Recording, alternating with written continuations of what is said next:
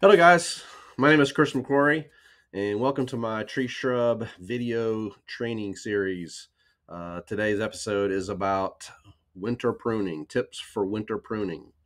So I know Grassroots does not do pruning at all, so why am I doing a video on this? Well, the key part to know about plants is pruning will dictate how a plant performs later in the year. So if you're in a situation where you have a tree shrub customer and a plant's not performing correctly, it's not blooming correctly, it's growing oddly, pruning has a big factor on that. So if a customer could be blaming you for a plant not blooming, um, th- this could be a key point why it's not blooming because it was pruned at the wrong time of the year, and it's affecting its bloom. So I'm going to be covering things that may not be treatment related, but it's very important as far as performance of the plant. So let's get started. So tips for winter pruning: January, February, March is the time frame that we're talking about. Plant number one is crepe myrtles. Everyone knows crepe myrtles. Most everybody should know crepe myrtles. Beautiful blooming tree, blooms 3-4 months from late spring through all of summer. Pretty popular plant. They're pretty much everywhere. So let's get started on crepe myrtles. So this first slide is a series of pictures of how not to prune crepe myrtles. Just hacking them off down to the main trunks like that, like these up here. That drives me nuts. That is just not the right way to do it. Probably decades and decades ago, some landscaper decided to prune crepe myrtles like this. Then their neighbors did it. Then their neighbors did it, and all of a sudden, everyone's doing it. This is definitely a wrong way to prune crepes. This upper left-hand corner, you can see this big node right here, this big junction point. It has been pruned like this for, gosh, I mean, probably more than 10 years, maybe 15 or so. This is a old crepe myrtle, and look how swelled up that is. That is a horrible way to prune a crepe. The one down here is in its infancy stage. This guy's 15 years later. This guy's maybe 5 years into its bad pruning. Eventually, if this plant right here continues to be pruned like this down to this junction point, another 15 years later, it's going to look like this one. And it's just a way not to prune crepes. It will affect the health of the plant. It'll affect how it grows. You'll get more drooping of limbs. You'll get more insects affecting and attacking these plants when you prune them improperly. Let's get into that. So, like I just said, when the crepe myrtles start getting to full bloom, those blooms can have some weight to them. If you're pruning like you just saw, you can get more drooping effects. That's because it's being pruned incorrectly. The limbs start drooping. More of an unsightly thing, more than not really an unhealthy thing, but just unsightly. If you're pruning it properly, crepe myrtles will get more insect attacks. The insects can sense a weaker plant. Pruning a crepe myrtle, like you just saw, weakens the plants. You have more likelihood of getting insects, specifically scale, as you can see on the branch bark scale, and then aphids. Aphids love crepe myrtles. Scale love crepe myrtles, and they both produce sooty mold, which you can see. The aphids will cause that sooty mold on the leaves, and this bark scale will cause that sooty mold. You can see that dark in color on the branch. So keep pruning your crepe myrtles wrong. You will have a higher likelihood of having some insect problems. So in a perfect world, you don't prune crepe myrtles. They really are not wanting to be top pruned, I should say. In a perfect world, you want to plant that plant in the correct location, far enough away from structures, in the full sun, And there's really no reason to be top pruning crepe myrtles. Just leave them alone. Far as height and top pruning, it's good to thin them out. As you can see in the picture here, this is before pruning, thinning out, and here's afterwards. You can see that that plant's been, all the secondary branches have been removed, and you have clear open space. That's more, the more airflow through a plant, the less fungus potential that'll happen, and some other issues that I'll show you in a minute. So this is the perfect world: open space, plenty of room. Just come in here and just remove the secondary branches, any dead wood, anything like that. You will get a better performing blooms, fewer insects, fewer sucker growth. You know, how many times have you seen that sucker growth coming out the base around the or in the dirt? So if you prune it like this, you'll get less sucker growth. Okay, less drooping. But we don't always live in a perfect world. So when we have a crepe myrtle that we want to keep at a decent size, there is a way to prune crepe myrtles. Again, crepe myrtles, it is okay to prune them in the wintertime, mid to late winter, February, March. That is the proper time to prune crepes. They bloom on new wood, so you can prune these and it will not affect their blooming as long as you prune them in this way that I'm about to tell you. So again, okay to prune them in the winter. Basically, if you have to prune the crepe myrtles, you prune them back by 1/3. You can go a little bit more than 1/3, but you know, roughly around 1/3 of the plant you prune down. So you want to measure the distance up through the middle of the plant, and then the same distance on the outer edges. As you can see in this diagram, you have this center line. Let's say that's about 10 feet. Okay, so that's your prune point. That's at about 1/3 of the plant. Use the same 10 feet up the right side outer edge, up the left side outer edge, and naturally you'll get this arcing shape. Okay, and that's how you want to kind of structure your prune. So you want to do some prune points here in the middle, do some prune points here over on the side edge, and over here on the other side, and then you can just start pruning the rest of the branches in the middle of those prune points. And when you're done, you'll get this natural arcing shape, and that's how you want to prune crepe myrtles on the top.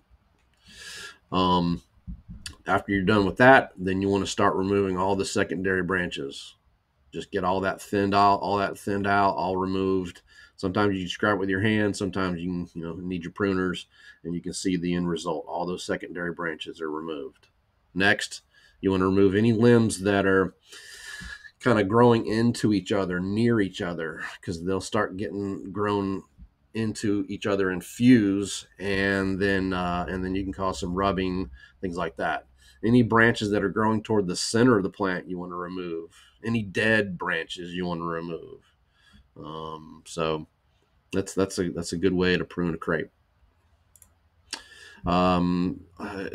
Here's an example of, so you don't want to leave these little stubs like that. You want to go ahead and prune these down to the collar. So don't just leave that. Don't prune a crepe myrtle where you leave these stubs. What could happen is you can start getting some decay, and the decay will start traveling down into the stub and then down into the main branch, and then you could have bigger problems. So if you want to prune these down to the collar is this kind of this swelling point. So you want to prune it just to the collar. Don't prune down to the main branch. You can see over here in this middle picture, that's a good prune point. They pruned it down to the collar. They didn't go too far into the main branch.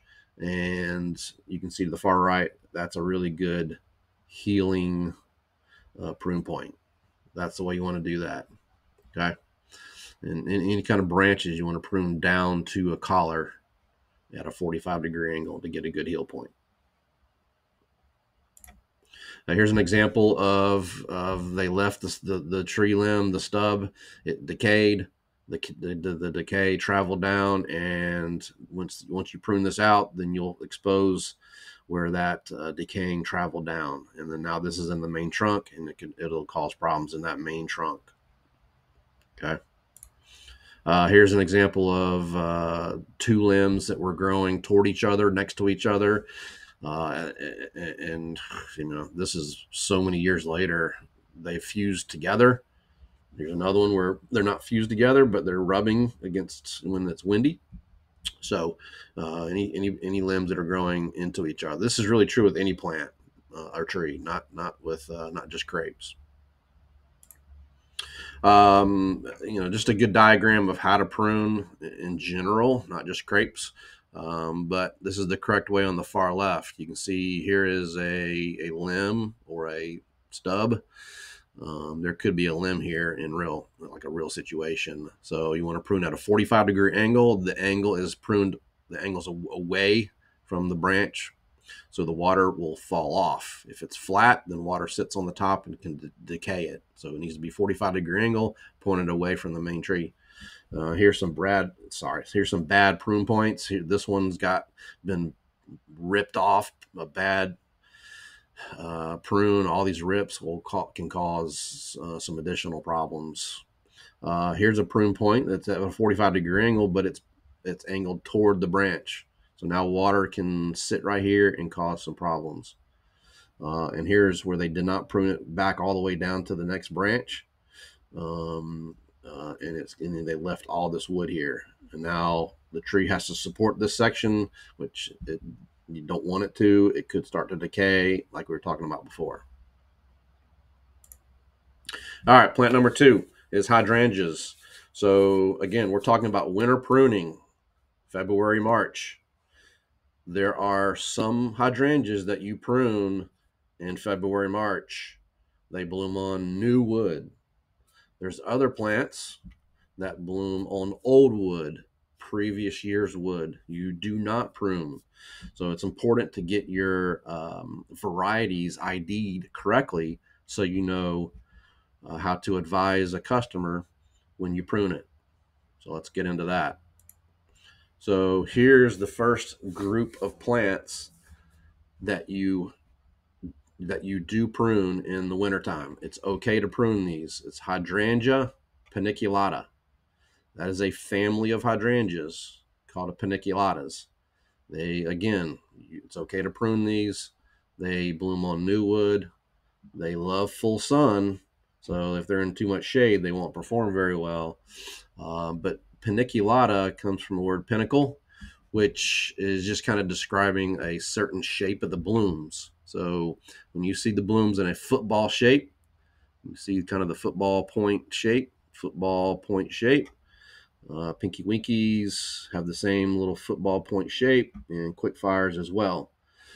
This family of paniculatas have that bloom shape. That's a good identifier to let you know that they bloom on new wood, and it's okay to prune these in February, March. You don't have to prune them. If you want them to get taller to fill an area out, you can leave them alone. Just deadhead the spent blooms. Prune out any dead wood that you might see, maybe an errant branch that's coming out oddly, you can prune. But if you want to leave them alone, that's fine. But if you want to keep them at a certain size, then you do need to prune these guys. If they're at a height that you like them, prune them back by a third, and then they'll flush back out to that same size as the year goes on. Okay. You can do a bigger prune back on these if you want to really size them down and get them down to maybe about 2 feet. That's okay to do, just not okay to do all the time. You don't want to do that over and over again, trying to keep a plant way low when it doesn't want to be. That means you put the wrong variety in. You need more of a dwarf version. So IDing your hydrangea is important to know when to prune. The paniculatas, okay to prune in the wintertime. Time to do that. The other major family of hydrangeas are the macrophilias. Sometimes they call them mop heads. These you do not prune in the wintertime. They bloom on old wood. These macrophilias or mop heads, they generally have a round dome-shaped bloom. Here's a couple of varieties, but there's more than these that I'm showing. Nico Blues, you can see that round shape. Endless Summers are really popular varieties. They have a round shape. Lace Caps, round type bloom. So anytime you see that round bloom, or if you ID it through an app, when you're taking a picture and you have an app trying to ID a plant, it brings up a hydrangea macrophylla. You do not prune these in the wintertime. Generally, this variety of hydrangeas, you don't prune them at all. You just leave them alone. The only thing you're really doing is you're pruning any spent blooms. You can kind of deadhead them. If you have kind of a single branch here and there that you want to remove because it's getting a little scraggly somewhere, you can kind of grab a branch that you don't like, or any dead branches. You want to prune the dead branches back down to where the dead wood meets the living wood, and you prune it right there. So some maintenance pruning is all you want to do on these. If you have to prune these back because they're outgrowing a space that they're getting too big for, you prune them after they bloom within about 4 to 6 weeks. After they bloom, about 4 to 6 weeks, if you have to prune them. Here's two other varieties that if you want to prune these and control their height: oak leaf hydrangeas and climbing hydrangeas. You prune these after they bloom as well, just like the macrophyllias. If you have to prune them and shape them and control them, you prune after they bloom. Okay. Plant number 3 is the knockout roses. So knockout roses are beautiful plants. They bloom all summer. They're quite popular. They grow very fast. So pruning these guys are important. If you're not pruning them, they can get really big really quickly and get pretty crazy. If you want them big, you don't have to prune them, but most of the time people want to keep control of them. So knockout roses are okay to prune in the winter, early spring. They bloom on new wood. So February is a big month for pruning knockout roses back into March. So you want to get that pruned out before they start popping out new growth. You can see in the pictures, that's kind of your goal where you want to prune that knockout rose, especially if you want it at about that height come summertime. This plant will grow that fast into that size. So you want to, when we're in February, you're going to have a plant that has no leaves. They do drop their leaves, and you're just going to have a bunch of branches here. You want to prune these down to about 12 to 18 inches, and you want to prune out all the secondary branches. You want to find the dead wood in here, which you can see there's some dead wood there. There's a dead wood there. So you want to prune it down to where the green living is. You can see there's a dead wood. He's about to prune where that green meets the dead. Prune there. Any kind of secondary branching, any branches that are growing toward the center, you want to prune out. Any branches that are next to each other, touching each other, you want to prune out. Also, you want to get some gloves on and put your hands down in the center of the plant and start pulling out all the fallen leaves. Do not leave a bunch of cluttered leaves. There's going to be some old fungus spores, and that can recirculate into the plant. Mulch, you want to clean all the old leaves out of the mulch, even replace the mulch, because you can have some old spores that can recirculate come next year. So you want to get all that cleaned out and have a nice looking plant right there, ready to go. Fourth plant is ornamental grasses. Ornamental grasses, you just basically leave these alone all spring, all summer, all fall, and most of the winter. You just leave it alone. In the wintertime, this plant will all have kind of the brown foliage, and you'll still have the plumes on them, and that's real nice and pretty. So you want to leave them until you get to about February, late February. You want to go ahead and prune these back. Okay. And I'll show you a picture of what it looks like after you're done. But here's some fountain grass, miscanthus, muhly grass. I don't have it pictured here, but pampas grass, which is just that huge monster grass. These guys like to be, all that old foliage like to be pruned back. And you can go down to about 6 to 12 inches. And this is what it looks like when you're done. Picture on the left is a huge commercial situation, and they prune these things all the way back in February every single year. Here's a closer shot of one. That's a really nice finished prune job for these guys. And you'll start getting new growth shooting out of these, and they'll shoot up many feet in one season. So these need to be cut back. If they're not, then they get too wild and crazy. You have old foliage next to new foliage. They look ugly, and they can get pretty overgrown. Liriope. So liriope, pretty popular plant. Everyone most knows it by monkey grass, but the old foliage on these can get ugly. You can see in these pictures, previous years or the year before, if it's not cut back year after year, this foliage gets more gnarly and ugly. You can see on this top right, we can see old foliage with some new growth coming out. The new growth is going to kind of blend with the old growth, and it's just not going to look that good. So come February, let's cut this back, all the way back. You can use a weed eater, which this guy's about to do. You can use a lawnmower. You can use little hand shears of some kind, prune it all the way to the ground. You can see this plant was pruned back, just a little mound of cut back, and you can see all this new growth is going to flush out, and all that old growth will be covered up once it flushes out. As you can see, a real pretty big blue liriope and a variegated liriope. So there is a little brother called a mondo grass. Make sure you're IDing the grasses properly. Mondo grass, you generally just leave alone and don't cut it back like the liriope. You could cut mondo grass, but it's only because you have to. Generally, you leave mondo grass alone. So make sure you're IDing the plants properly. Here's a couple of other variety of plants that it is okay to prune in the winter to early spring. Abelias. It's okay to prune these back, get those reshaped and sized, and you will not affect the blooms. Okay to prune in the winter. Rosa Sharon.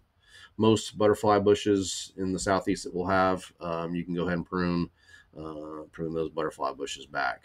You will not affect the blooms. All bloom on new wood. And the deciduous clematis, any deciduous clematis is okay to prune as well. So just a couple more examples that are okay. This slide is just showing you some varieties that you do not want to prune in the winter. Do not prune them in the winter because they bloom on old wood. They start forming their buds the previous summer, fall, winter. They develop these buds all the previous year. So you do not prune them at the beginning of the spring into the summer. Viburnum, spirea, the hydrangeas we were talking about, the macrophilias, mopheads, you do not. Azaleas, do not prune these at the beginning of the spring. You're going to mess up their blooming. Rhododendrons, camellias are the same. Forsythia are the same. You prune these guys after they bloom within 4 to 6 weeks. Prune after they bloom within 4 to 6 weeks. And that's okay to prune them then. All right, so that's it. Hopefully this helps. Like I said at the start, I know we don't prune, but pruning plants at the correct time will get a better performing, a better blooming plant. If you are getting blamed by a homeowner that my plants are not blooming, I have your tree shrub service. What are you doing to my plants? Well, having the knowledge of when and when not to prune plants will help those situations. So hopefully this helps. I'll be putting out some more videos on different topics as the year goes on, and we'll see you guys soon. Thanks a lot.